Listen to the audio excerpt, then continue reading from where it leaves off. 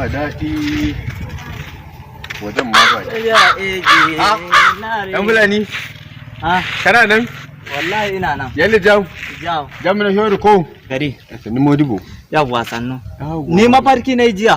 To alaka alkhairi ne. Ka san to da sauki dai. Wallahi Najeriya ce aka sa a kasuwa. Najeriya? Najeriya aka sa. Inna lillahi wa inna wallahi zai iya. Wallahi ya amma mun da gidanmu ko? A'a gidanku ne ma. Ka ji labarin da gidanmu? A'a to ai gidanku ma farko shi.